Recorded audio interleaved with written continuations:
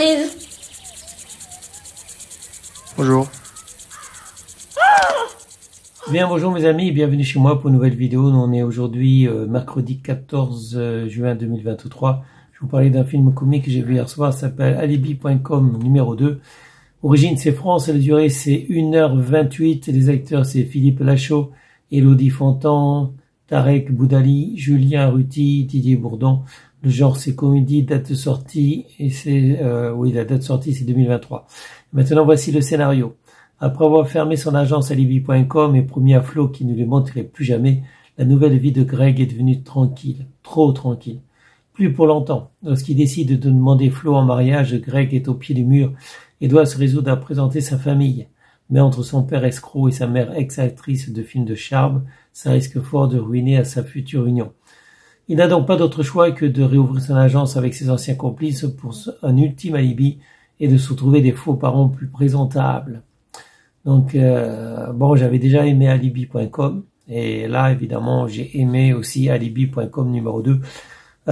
C'est des films cultes, que ce soit le 1 ou le 2. Je pense que tout le monde, tous ceux qui ont vu les films ont aimé et j'ai vu que les critiques étaient très bonnes. Enfin, les gens ont aimé dans la majorité, quoi.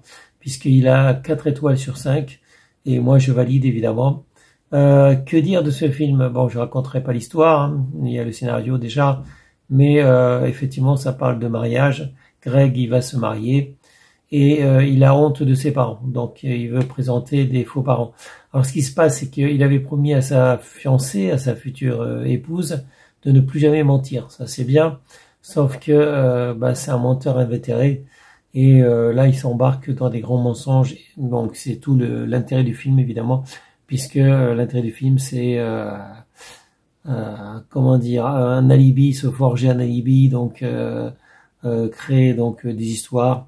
Et ben ça finit toujours mal. Les mensonges, ça finit toujours mal. C'est plus facile de dire la vérité, d'être honnête, que de mentir. Et là, c'est ce qu'on voit dans le film. Donc il y a une morale, en fait, une bonne morale dans cette histoire, puisqu'on voit que Greg, en voulant mentir à sa fiancée, en voulant présenter des parents comme il faut, il va s'enfermer dans des mensonges impossibles à se défaire et ça va lui coûter son mariage. Enfin, ça peut lui coûter son mariage. Bon, je n'en dirai pas plus.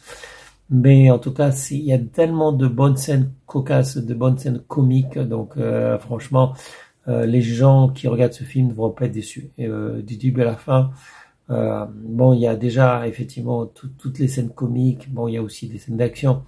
C'est pas un film d'action, mais bon, il y a tellement de bonnes scènes, c'est bien fait, les acteurs sont très bons. Le seul truc, c'est que, on plaint Greg parce que, je veux dire, il s'enferme dans des mensonges et ça va lui coûter cher, quoi. Ça coûte cher à tous ceux qui mentent. Donc, la morale de l'histoire, c'est de ne pas mentir. Et en attendant, profitez bien du film, profitez bien de Alibi.com numéro 2, mes amis. C'est excellent, c'est déjà un film culte. Donc, ça sera tout pour cette vidéo. Je vous souhaite à tous une bonne journée. Restez en sécurité, portez-vous bien. Et je vous dis à bientôt pour une prochaine vidéo. Salut mes amis, ciao ciao, bye bye. Un discours. Je vous demande de faire un tonnerre d'applaudissements pour le grand Patrick Fiori. Merci beaucoup. Merci, je suis tellement heureux d'être...